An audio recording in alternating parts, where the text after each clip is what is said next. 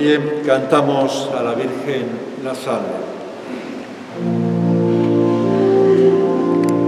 Salve Regina, Mater misericordiae, vita dulcedo, spes nostra salve.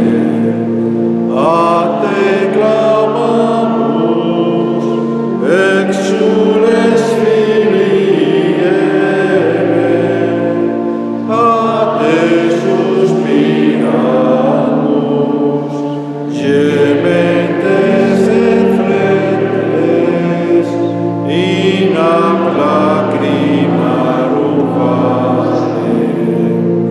Ella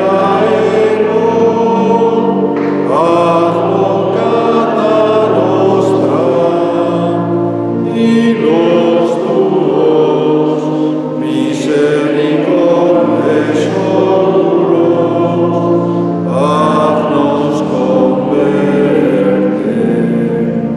Et Jesús, benedictum fructum ventris tui, nobis vos hoc exilium ostende. O venes, o mia,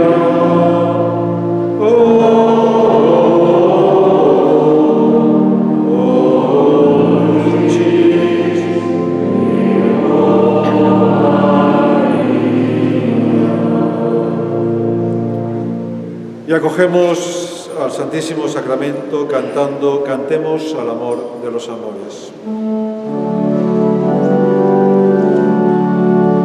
Cantemos al amor de los amores,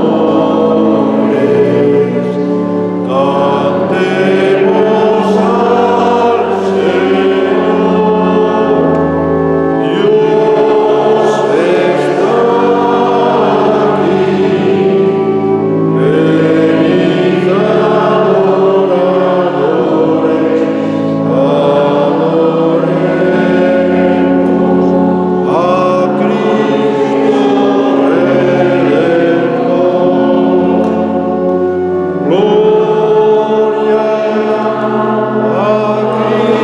Cristo Jesús, cielos y tierra, bendecid al Señor, honor y gloria a ti, Rey de la gloria. Amor por siempre a ti, Dios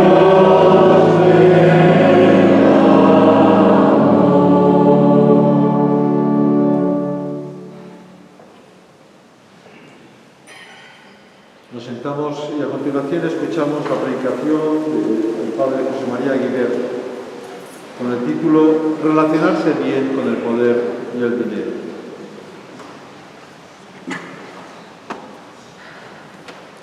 En nombre del Padre, del Hijo y del Espíritu Santo. Amén. Buenas tardes, estamos en la sexta jornada de esta novena de la Gracia 2024 en el Santuario de Javier. La meditación de hoy tiene un título que puede parecer un poco extraño para una novena, pero en esta sexta jornada me gustaría reflexionar sobre un tema que creo que es importante para conocer bien la labor de San Francisco Javier y que además ha sido utilizado contra él.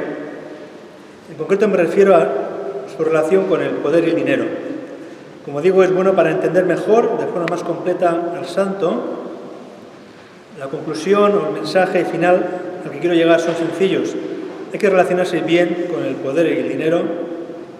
¿Qué quiere decir bien? Simplemente no tener miedo para usar los medios humanos para el apostolado y no dejarse arrastrar por ellos. Lo veremos en la reflexión que versará sobre el Imperio de Portugal, sobre el colonialismo, sobre el dinero y sobre el Vaticano. Y en todo esto a ver cómo se desenvolvió San Francisco Javier y qué aprendemos de él. Primero una reflexión sobre la relación de Javier con la Santa Sede y el Imperio de Portugal. En aquellos tiempos el Vaticano era parte de los poderes políticos mundanos. Entonces la Iglesia estaba más metida, más implicada en cuestiones que hoy llamaríamos políticas. Tenía más poder mundano, incluso la Santa Sede y Roma también sufrieron guerras. Cuando San Francisco Javier, Ignacio de Loyola y los compañeros llegaron a Roma, la ciudad estaba en crisis. Tenía 50.000 habitantes. 10 años antes había sido arrasada y saqueada por soldados alemanes y españoles. Estaba en ruinas. El 80% de las casas estaban sin vecinos, abandonadas. Muchas iglesias habían sido profanadas y ahora eran cuadras. También todo Roma era un poder espiritual sobre los católicos y con peso político en Europa. En lo que toca a la actividad de los europeos en otros continentes, la Iglesia comenzó a ser parte de la acción colonizadora de los países europeos católicos, con lo bueno y malo que eso tenía. La Iglesia de Roma intervenía en temas económicos. Por ejemplo, y es importante para el caso de Javier, en aquellos tiempos era muy importante el comercio del clavo. El clavo es una planta que se usaba y se usa como especia en todo el mundo y también para usos médicos. Es un árbol nativo de Indonesia. Se sigue utilizando para preparar platos de cocina en todo el mundo. Pues bien, el Vaticano, a pesar de la crisis, tenía poderes, concedía a Portugal el monopolio del comercio del clavo. Los portugueses lo traían a Europa. A cambio de ese privilegio comercial, el Imperio portugués se encargaba de organizar y financiar a la Iglesia Católica en Oriente. El Vaticano todavía no estaba preparado para organizar la misión en Oriente, no tenía medios. Se delegó en el rey de Portugal, que montó un patronato para eso. Así que el rey asumió la evangelización de sus nuevos territorios. Era el que pagaba a la Iglesia. Javier era, podemos decir, empleado del rey, empleado de ese patronato portugués. Y daba cuenta al rey. Él dependía del rey de Portugal. Tenía con él relación directa, pues era enviado suyo en la parte oriental del Imperio portugués. Hay que decir también que Javier vivía de forma austera, pedía limosna para los pobres, pero tenía relación con el poder. Tuvo claro San Ignacio cuando le mandó a esta misión a Lisboa a cumplir con el encargo del Papa. Estate con la corte, pero a la vez pide limosna para los pobres, no solo con la corte. Portugal era un país católico, el rey Juan III era muy creyente, quería de verdad que se evangelizaran sus territorios. Javier le escribió varias veces, le daba cuenta de lo que hacía, y a veces le escribía en tono muy crítico, porque la corrupción del imperio era alta. Los funcionarios portugueses en Oriente no les interesaba la justicia o la fe.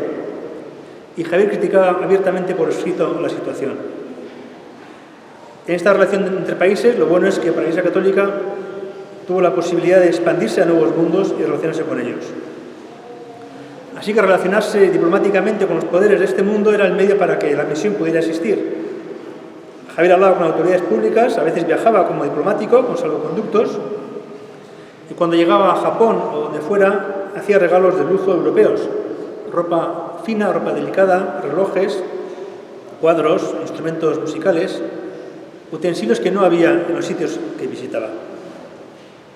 Y lo que pedía Javier era sencillo, que le dejaran actuar, permiso para comprar un terreno, construir una iglesia, facultades para predicar el Evangelio. Y lo que era más complicado, licencia para que los nativos pudieran convertirse y bautizarse al catolicismo. No quería más poderes, ni palacios, ni sirvientes personales, ni dinero extra. Hoy podemos decir que el Vaticano es más un poder espiritual, un poder ideológico. Busca aportar un mensaje, un testimonio que promueve ideas entregadas o testimonios de fe que llevan a la lucha por el bien común, además de la propia fe y el mensaje evangelizador. El Vaticano no es un Estado más, al menos un Estado con muchos millones de personas, un ejército, un presupuesto alto, ¿no? Un dato, por ejemplo, por comparar, el presupuesto del gobierno de Navarra son 20.000 millones de euros, 20.000 millones. El de Vaticano es 300 millones. O sea, 300 millones de Vaticano contra 20.000 de Navarra. O sea, el Vaticano no llega al 2% de Navarra, por comparar. O sea, que el Vaticano es un pequeño Estado que cuida relaciones diplomáticas y alienta y aconseja a cientos de millones de personas en el mundo. Su poder es simbólico, controla o dirige, al menos inspira muchas instituciones católicas en todo el mundo. No tiene poder económico, militar o tecnológico. Es un poder para cuidar una doctrina, para promover la fe y la justicia, ilusionar las vidas por todo el mundo, dando mensajes espirituales y de esperanza. Esto era un apunte sobre Javier y la Santa Sede y Portugal. Ahora unos apuntes sobre dinero y empresarios. Javier tenía también contactos con empresarios. Javier buscaba ayudas para sus viajes. Los viajes eran caros. Tenía algunos que le fueron ayudando, lograba que financiaran sus expediciones. Hay también que señalar que al final, en la isla de San Cián, se quedó Javier prácticamente solo, nadie le ayudó. Los portugueses de los barcos que allí estaban iban a sus negocios y abandonaron la isla de San Cián cuando les tocó dejarla. Y como decía otro día, Javier tuvo que pedir limosna para él mismo, para sobrevivir. Y es llamativa una cuestión. Javier entendía de negocios. Los mercaderes, armadores y dueños de barcos no ayudaban a Javier solo por su fe, sino por interés económico. Javier fue capaz de proponerles negocios. Por ejemplo, ir a Japón era algo nuevo para todos y algo muy arriesgado por las tormentas y los piratas. Javier propuso a los mercaderes hacer negocio. Consta que Javier hizo una lista con lo que podían comprar en Europa o India o Indonesia y vender en Japón, porque eran productos que no había en las islas niponas. Por otro lado, una parte de la lista con lo que los mercantes portugueses podían traer de Japón hacia aquí. Era negocio puro. Javier les asesoraba en esto y consiguió que financiaran su expedición a Japón. No lo llevaron porque eran muy creyentes, sino porque iban a hacer negocios con Javier. Y Javier fue más allá. Propuso incluso a los empresarios y al gobierno portugués crear una factoría en el principal puerto japonés, cerca de la capital. Sería ocasión y posibilidad de hacer negocios estables para los portugueses en Japón. Entonces, diciendo esto, contando esto, quiero hacer una observación. Javier era extremadamente listo. Vamos a ver, no solo sabía de Dios o de teología o filosofía o ciencias naturales para debatir en cualquier país que iba. No solo sabía crear, organizar y gobernar una iglesia naciente con nuevas parroquias y sedes a miles de kilómetros entre ellas de distancia. No solo aportó activamente al nacimiento de los jesuitas, encarnando el espíritu ignaciano jesuítico que asimiló en los ejercicios espirituales de París y lo aplicó a muchas personas en Oriente. No solo sabía de diplomacia y política internacional y se relaciona directamente con autoridades de distintos países. No solo acompañaba a muchos personalmente, de modo cariñoso y empático, en el crecimiento de la fe y la vocación a muchos laicos y a jesuitas concretos, sino, como cuento, y además sabía proponer oportunidades crematísticas a los empresarios en contextos de mucho riesgo, pero también de mucho negocio. Podemos decir que Javier era una personalidad llamativamente fuera de serie, muy completa, con muchas competencias y habilidades en muchos campos. Así fueron varios los grupos de los primeros jesuitas que convocó San Ignacio, muy potentes y capaces. Posteriormente, la cosa ha sido más normalita. Todos estos datos de Javier nos invitan a verlo con un talante polifacético. Se relacionó con los poderes de este mundo, como digo, no tuvo miedo a eso, pues se implicaba por una buena causa. Una tercera reflexión sobre el colonialismo y choque cultural. Javier ha recibido críticas en los últimos años, sobre todo en Asia. 3 ejemplos. En India, quien critica que Javier perseguía a los japoneses antes que a los indios. Eran más negros que blancos los indios, pero sobre todo porque eran más razonables los japoneses, según Javier. Critican que a unos niños al sur de India, Javier pidiera que en sus casas destruyeran estatuillas de ídolos hindús, cosa que hoy está muy mal visto. También critican que Javier pidiera a Portugal que trajera la Inquisición a Goa. Lo hacía para proteger la fe, supone castigar a los que la dejan o engañan, etc. Bien. A la Iglesia se le acusó de ser colonizadora o de participar en las colonizaciones que los imperios europeos realizaban, no solo en Asia, sino también en América o África. Son cuestiones de la época. Javier también experimentó al revés, cómo algunos musulmanes o hindús o budistas perseguían a los cristianos y no daban libertad para convertirse. Fue testigo de cómo cientos de cristianos fueron asesinados por serlo, como ya mencioné algún día de estos. También veía que los funcionarios portugueses trataban mal a la gente, a los católicos y a otros. Encima que algunos hacían el esfuerzo y la opción de convertirse al catolicismo, Los funcionarios les trataban mal, les atosigaban a impuestos extra. Daban mala imagen y no era un buen testimonio cristiano. Jaime se quejaba de esto al rey. Es bueno recordar que ahora, un dato, que esta compleja relación entre religión y política se sigue dando. Hoy en día la religión más perseguida del mundo es la católica. Los problemas de persecución no se han solucionado. El año pasado 4.000, 5.000 cristianos fueron asesinados por su fe. Y más de 15.000 iglesias y edificios cristianos fueron atacados. O sea que todavía hay ese problema. A los colonizadores se les acusa de imponer una cultura, un idioma, una religión, de que no fomentaban la cultura local y de que usaban las armas para implantarse. Pero en algunos casos aportaron elementos de desarrollo avanzado, que fueron ayuda a los territorios, nueva tecnología, nueva educación de calidad, modernización de la administración pública y contactos con países económicamente más prósperos. Pero es un terreno de ambigüedad. Todavía se plantean procesos decolonizadores. Se hacen fuertes críticas a los países europeos. Las críticas son también dentro de los mismos países que son antiguas colonias, que sus capitales se han occidentalizado o tienen mucho poder a costa de las zonas rurales de cada nación o estado de antigua colonia. Y quizá la responsabilidad no sea tanto ya de los antiguos países colonizadores, sino de ellos mismos, las antiguas colonias mismas. Y también en teología. En la Iglesia Católica hay una teología decolonial contra el colonialismo. Surge del diálogo con otras ciencias y saberes y tras la escucha de movimientos sociales y otros actores de cambio social. Piden repensar las narrativas religiosas, es decir, nuestro discurso religioso que llamamos normal, piden cambiarlo.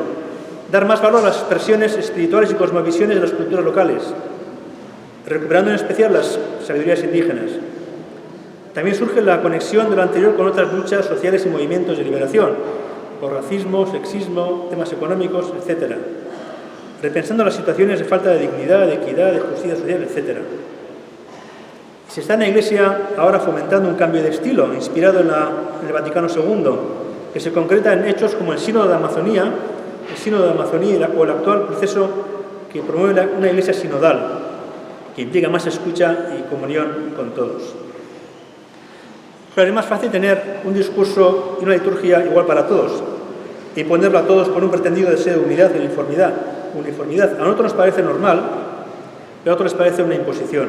Así que llegarán tiempos de más diversidad. Volviendo a Javier, en este debate sobre inculturación, hay que destacar en positivo cómo, ya comenté otro día, trabajó la cuestión lingüística. Por un lado hizo intentos de aprender rudimentos de 3 lenguas en 3 países, tamil, en India, malayo y japonés, a la vez que tradujo textos.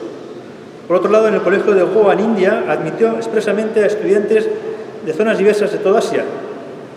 Escribe sobre ese centro Javier a Roma, dice, en el cual hay ya muchos estudiantes, son de diversas lenguas, todos de generación de infieles, es decir, hubo estudiantes hasta de 10 lenguas nativas distintas, incluido el chino, el japonés o el malayo, todos en Goa para ser catequistas de los seminaristas. Esta sensibilidad a las culturas supone cierto respeto a las costumbres y culturas locales, formó así un clero nativo ilustrado, cosa que otros después no promovieron, y prefirieron solo educar a las élites portuguesas. No sé si hay un recuento oficial, pero los jesuitas quizá han llegado a escribir 200 o 300 textos con gramáticas o diccionarios de idiomas nativos en todo el mundo, aparte de miles de textos de oraciones, de textos religiosos en dichos idiomas. O sea que se ha mostrado mucho respeto por las culturas locales o nativas.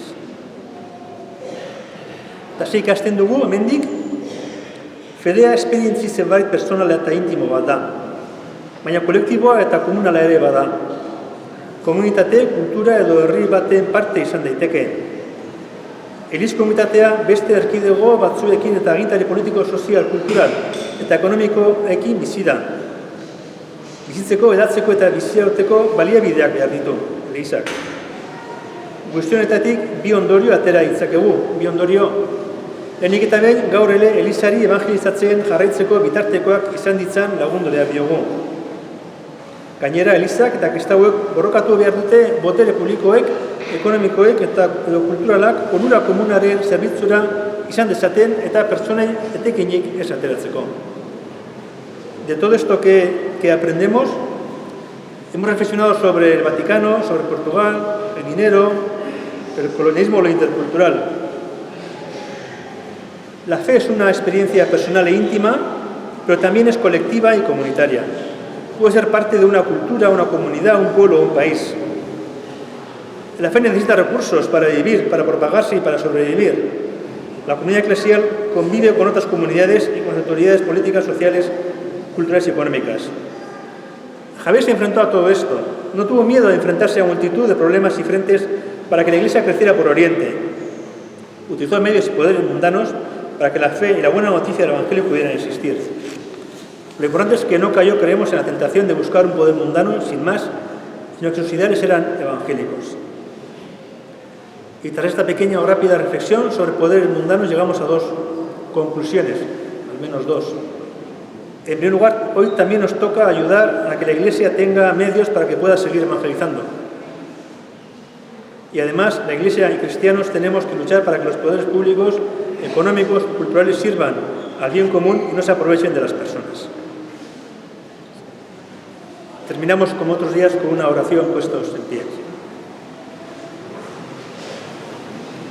Señor, te agradecemos los esfuerzos que hacen muchos para que la Iglesia exista. Agradecemos el empeño de Javier en expandir la Iglesia a otro continente. Señor, agradecemos a las personas que usan el poder para servir y a las que usan el dinero para buenas causas. Dios nuestro, te pedimos que no seamos engañados y utilizados por los poderosos, que seamos solidarios con los débiles y vulnerables. Dios nuestro, danos luz para acertar en el diálogo entre culturas. Te pedimos que terminen las persecuciones religiosas que hacen tanto daño. Amén.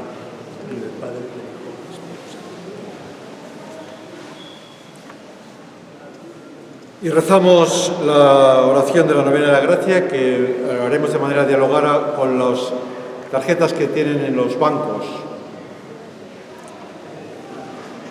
Atraídos por tu figura y confiados en tu intercesión, acudimos de nuevo a ti, Francisco de Javier.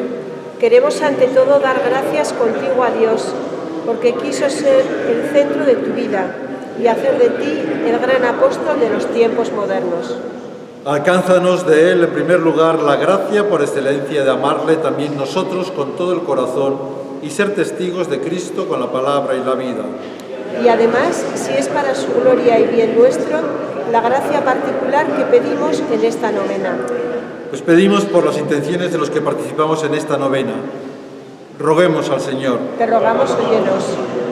Para que con humildad pidamos la ayuda del Señor para caminar siguiendo a Jesús, roguemos al Señor. Te rogamos, óyenos. Para que San Francisco Javier, para que Jesús fue el centro de su vida y quien le impulsó a entregar su vida en favor de los pueblos que no conocían a Dios, sea el ejemplo para nuestra entrega a Cristo y Él nos anime a ser testigos auténticos del Evangelio, roguemos al Señor. Te rogamos, óyenos. Para que fieles a la palabra de Dios nos sintamos llamados a ser camino hacia Dios para cuantos nos rodean, roguemos al Señor. Te rogamos, óyenos. Eterno Dios, creador de todas las cosas, Acordaos que vos nos creasteis a vuestra imagen y semejanza. acordaos, Padre Celestial, de vuestro Hijo Jesucristo, que derramando tan liberalmente su sangre, reveló tu amor inmenso. Complacido por los ruegos y oraciones de vuestros escogidos los santos y de la Iglesia, esposa bendita de vuestro mismo Hijo, acordaos de vuestra misericordia. Y haced que todos conozcan al que enviasteis, Jesucristo, Hijo vuestro, que es salud, vida y resurrección nuestra.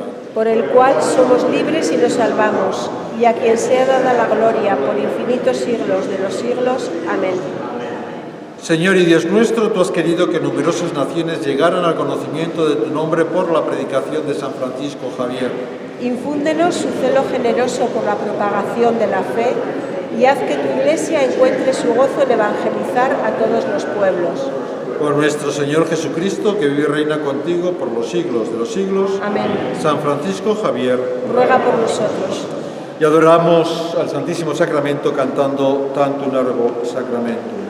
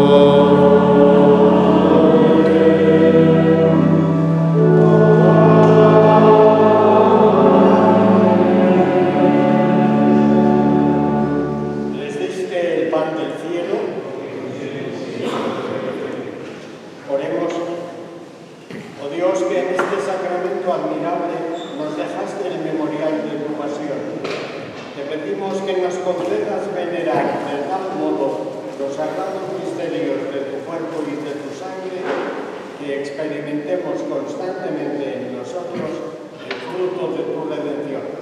Tú que vives y reinas por los siglos de los siglos. Amén.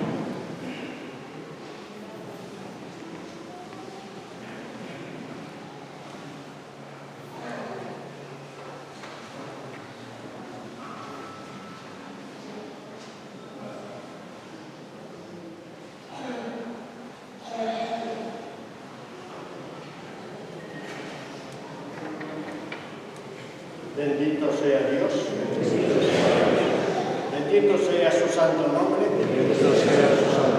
Bendito sea Jesucristo, verdadero Dios y verdadero hombre. Bendito sea el nombre de Jesús. Bendito sea su sacratísimo corazón. Bendita sea su preciosísima sangre.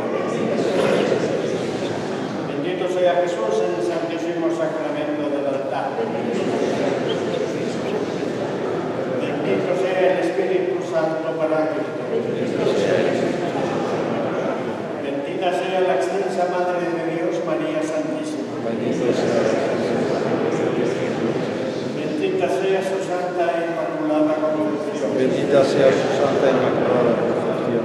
Bendita sea su gloriosa Asunción. Bendita sea su gloriosa Asunción.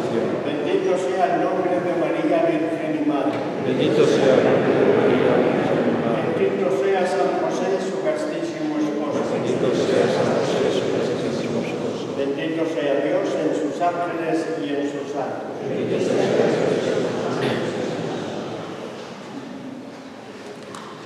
Y terminamos cantando el himno a San Francisco Javier.